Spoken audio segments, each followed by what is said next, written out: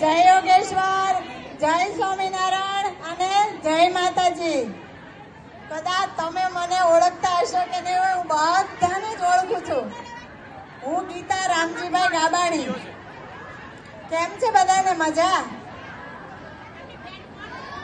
એક મિનિટ, થોડી વાર 5 મિનિટ શાંતિ રાખો ને પ્લીઝ. પ્લીઝ બધા શાંતિથી સાંભળો. આપણે આપણા ગામની નાનપણની બધી વાતો યાદ કરીએ, ગલી ગલી શેરીના નામ યાદ કરીએ.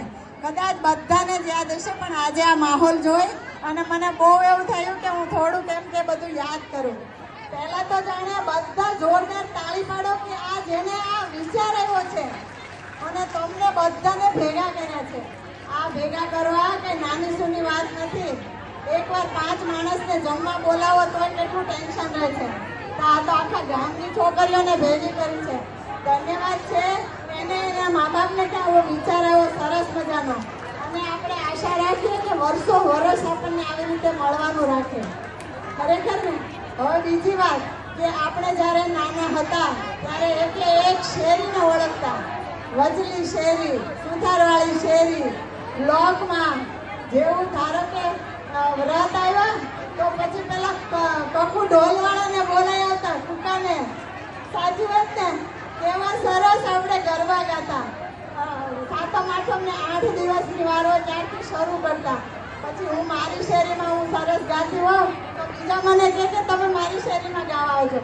એવા આપણે એક્સપાયર થઈ ગયેલા કોકિલાબેન. કોકિલાબેન કેવા, મને એનું નામ નથી, ખાલી યાદ છે. બહુ સરસ ગીત ગાતા. મારે ટોડલે બેઠો રે મોર ક્યાં બોલે, આખા ગામમાં એનું ગીત વખણાતું.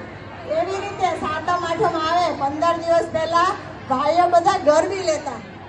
ગરબી લેતા એમાં રામવાળા દાદા, એક પરસોત્તમ દાદા, એ ગરબી ગવડાવતા. એનો અવાજ બેસી જતો તો પણ એ ગરબી ગવડાવતા.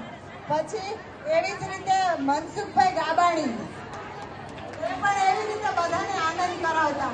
અને એ જે વાગતે ગાતે બધા વાઘા લેવા જતા. એવું સુંદર ગામ હતું. હું તો ભગવાનને પ્રાર્થના કરું કે વર્ષે વર્ષ મને આવા ગામમાં જન્મ આપજે. સાચી વાત છે કે નહીં?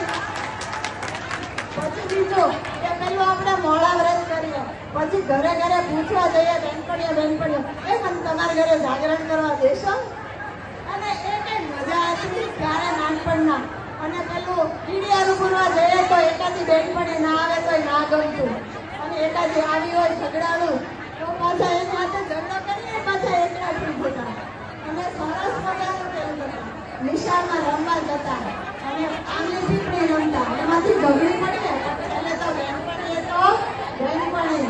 એટલે આવા સુંદર મજાના સ્મરણો આપણે ગામમાં શેરીએ શેરીએ છે.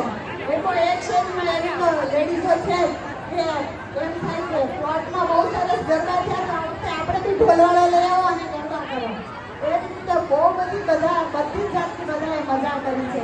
અને હવે આપણે બધા આશા રાખીએ કે વર્ષો વર્ષ લોકો પોતાનું કંઈક ને કંઈક નાનપણ યાદ કરી, બાળપણને યાદ કરવા માટે અહીંયા લઈને આવે અને પછી છે ને આપણે યાદ બનાવે. Thank you so much. મને અહીંયા આવીને કીધું કે તમે બોલો એટલે મેં